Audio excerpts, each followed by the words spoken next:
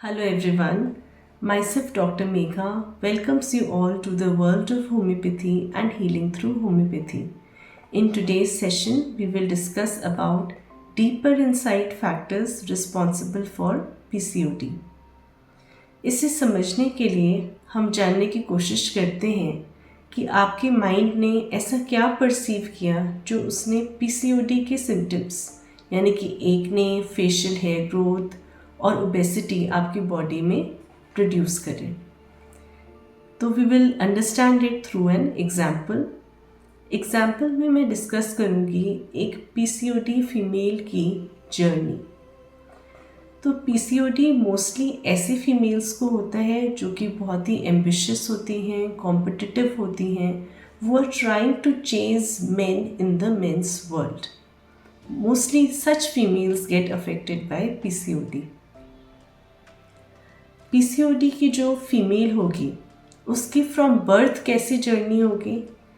एक ऐसी फैमिली जिसमें ऑलरेडी एक डॉटर है, अब मदर सेकेंड टाइम प्रेग्नेंट है। मदर के माइंड में शुरू से क्या फियर है, पता नहीं क्या होगा, मेल बेबी होगा, फीमेल बेबी होगा, क्या होगा। तो शुरू से क्या आ रहा है, क्या फीलिंग लेके मदर ने प्रेगनेंसी में through out her pregnancy fear, what will happen, अभी क्या होगा, ये फियर माइंड में चल रहा है।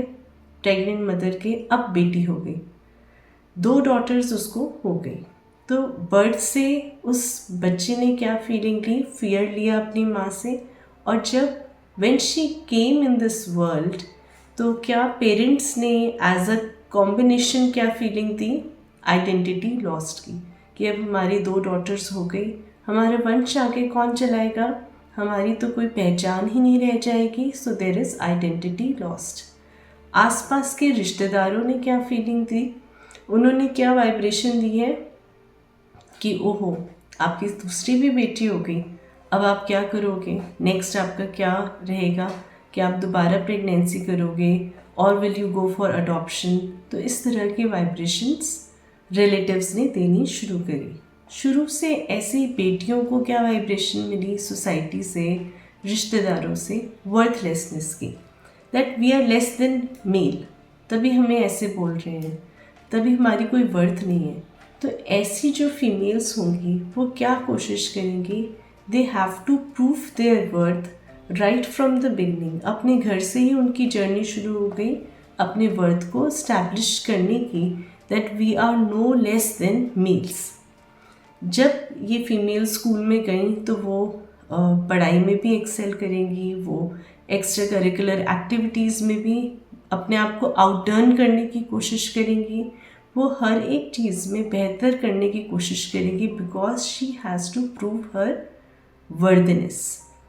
अब आगे जाके स्पेशली जो बड़ी सिबलिंग है वो छोटी बहन को प्रोटेक्ट करने की कोशिश करेगी फ्रॉम बुलिनेस, ताकि उसको ये ना लगे कि उसका ब्रदर नहीं है, तो there is somebody, there is someone who is there to protect her. तो इस तरह की फीलिंग जो है वो आने लग गई। अब उसका कैरेक्टर कैसा बन जाएगा, ऐसी फीमेल क्या वो बहुत ही फ्रजाइल होगी।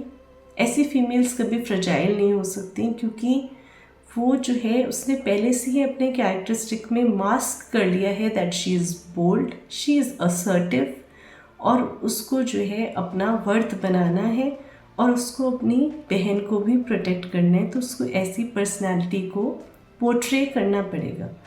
फर्दर ऑन जब वो कॉलेज जाएगी तब भी वो हर चीज़ में अपने आप को बेहतर से बेहतर करने की कोशिश करेगी।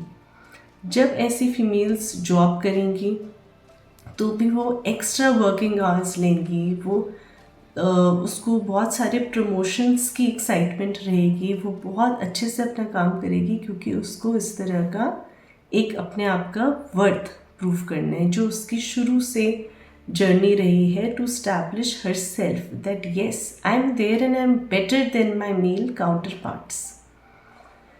सो this is how such female has the journey. इस जर्नी में उसने बहुत कुछ अचीव किया, अच्छा जॉब भी अचीव करेगी, she will earn good money, she will establish herself. घर में भी उसकी एक ऐसी इमेज होगी, yes they were 2 daughters but they proved themselves that they are worthy. लेकिन इस पूरी जर्नी में वो क्या लॉस कर देगी? The femininity, the female part. उसी वजह से फीमेल हार्मोन्स ऐसी फीमेल्स में जो होंगे वो कम हो जाएंगे और मेल हार्मोन्स बढ़ गए, क्योंकि उसके कैरेक्टरिस्टिक में क्या आ गया? बोल्डनेस आ गई, एंगर आ गया, अग्रेशन आ गया। तो इस तरह से क्या हुआ, जो मेल हार्मोन्स थे उनको तो फ्लरिश होने का मौका मिल गया, और जो उसके फीमेल हार्मोन्स थे which were responsible for sensitivity, for the beauty, वो सारे उसके कम होने शुरू हो गए। But that's not where the journey of PCOD female ends. आगे और भी बहुत कुछ है फीमेल की जर्नी में जिसको PCOD है। ये जो जर्नी है ये कंप्लीट तब होगी जब एक ऐसी कॉन्स्टिट्यूशनल रेमेडी ये फीमेल्स ले लेंगी जो इनको back to the normal state ले आएंगी। इनके सारे जो दिक्कतें हैं, enlarge ovaries, obesity, facial hair growth, एक नहीं, ये सब रिवर्स बैक हो जाएगा। कैसे होगा ये? By a proper constitutional remedy. जब आप इस तरह के फीमेल्स की प्रॉपर केस टेकिंग करके उनको एक बेहतर कॉन्स्टिट्यूशनल रेमेडी देंगे तो ये सारे सिम्टम्स जो उनके थे वो वापस से हट जाएंगे and there will be reversal in the face and they will achieve their femininity back. So I hope आज का सेशन आप सबके लिए यूज़फुल रहा हो। आगे के सेशन में हम लोग और बहुत सारी फीमेल डिजीज़ेस डिस्कस करेंगे। So keep joining us. Thank you very much. नमस्कार।